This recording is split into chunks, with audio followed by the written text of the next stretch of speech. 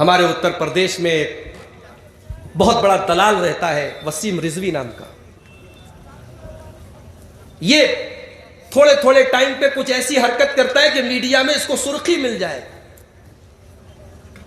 بابری مسجد کا معاملہ چل رہا تھا تو اس نے لکھنؤ میں بینر لگوائے تھے کہ مسجد تو مسلمانوں کو دے دینا چاہیے رام مندر کے لیے. بہت بڑا دلال ہے یہ وسیم رضوی. اس نے ایک فلم بھی بنائی تھی حضرت عائشہ رضی اللہ تعالیٰ عنہ کے اوپر، جس میں حضرت عائشہ کی بڑی توہین کی تھی. جب اس پر بہت واویلا ہوا تو اس نے اس فلم کو روک دیا.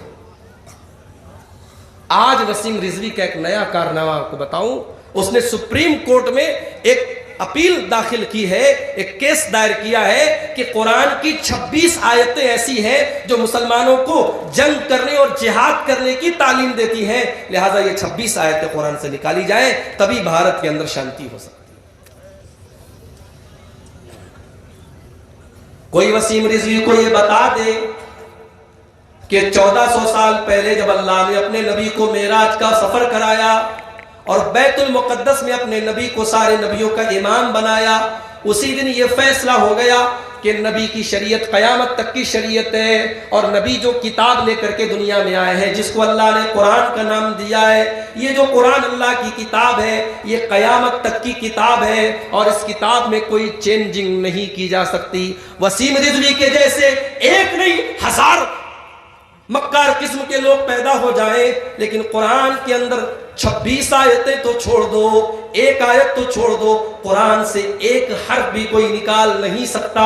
قرآن کو تم کہاں سے نکالو گے؟ قرآن کو تم کہاں سے بدلو گے؟ قرآن کو اگر تم نے کاغذ کے پرنٹڈ قرآن کو اگر نعوذ باللہ تم نے چینج بھی کر دیا تو دنیا کے لاکھوں کروڑوں اللہ کے ان بندوں کے سینے سے تم قرآن کو کیسے نکالو گے جنہوں نے قرآن کو حفظ کر لیا ہے؟ کوئی اور کتاب مجھے لا کر کے دکھا دو کہ 5 سال کا بچہ اتنی موٹی کتاب یاد کر لے اور پھر پر پوری کتاب سنا دے. یہ رب کا قرآن ہے، یہ اس کا اعجاز ہے، یہ اس کا معجزہ ہے کہ 5 سال کے بچے کو پورا قرآن یاد ہو جاتا ہے اور تراویح کی نماز میں وہ بچہ کھڑا ہو کر کے پورا قرآن سنا دیتا ہے. میرے بھائیوں، یہ اللہ نے اپنے کتاب کی، اپنے قرآن کی حفاظت کا اللہ تعالیٰ نے یہ سسٹم رکھا. 26 آیتیں نکال دو.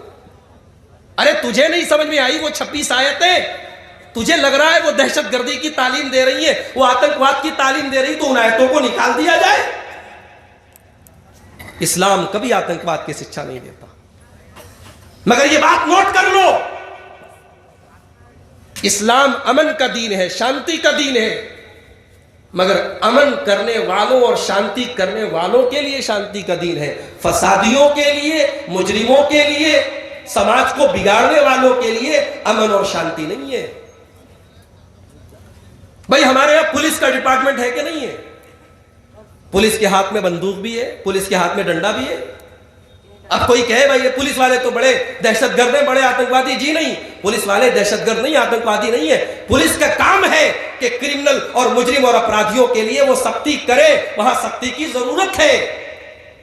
ہمارا بھارت بہت اچھا دیش ہے، ہم شانتی کو پسند کرتے ہیں، امن کو پسند کرتے ہیں، مگر بھارت کی اور نیپال کی بارڈر پر ہمارے جوان بیٹھے ہوئے ہیں، بھارت اور پاکستان کی بارڈر پر ہمارے فوجی بیٹھے ہوئے ہیں کہ اگر سرحد کے اس پار سے کوئی غلط حرکت ہوئی ہم منہ توڑ جواب دیں گے. وہاں شانتی کی نہیں، وہاں جواب دینے کی ضرورت ہے. اسلام نے جہاں جنگ کی ضرورت ہے وہاں جنگ کرنے کی تعلیم بھی دی ہے.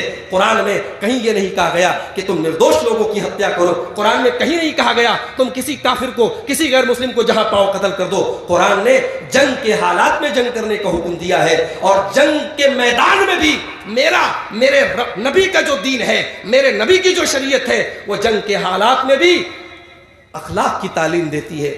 دنیا والے کہتے ہیں جنگ کے میدان میں سب کچھ جائز ہے، میرے نبی کہتے ہیں نہیں، جنگ کے میدان میں سب کچھ جائز نہیں ہے. کسی بچے کو قتل مت کرو، کسی بوڑھے کو قتل مت کرو، کسی درخت کو مت جلاؤ، کسی پیڑ کو آگ مت لگاؤ، کسی عورت پر ہاتھ مت اٹھاؤ. جنگ کے میدان میں بھی اسلام نے ریسٹرکشنز لگائے ہیں، پابندیاں لگائی ہیں، اسلام نے نیم بنائے ہیں. دنیا میں جنگ کا کوئی نیم نہیں ہوتا، مگر اسلام نے جنگ کا بھی نیم بتایا ہے میرے بھائیوں. تو وسیم رضوی جیسے دلالوں سے کہ اپیلیں دائر کر دینے سے الحمدللہ ہمیں پورا یقین اور ایمان ہے کہ قرآن کے اندر کوئی چینجنگ ہونے والی نہیں ہے. یہ الگ بات ہے کہ ہماری مسلم قوم کے اندر اس قسم کے جتنے دلال قسم کے لوگ جو اپنے آپ کو سو کالڈ مسلمان کہتے ہیں، ان کی قلعی اور ان کی حقیقت اس طریقے سے کھلتی اور سامنے آتی ہے.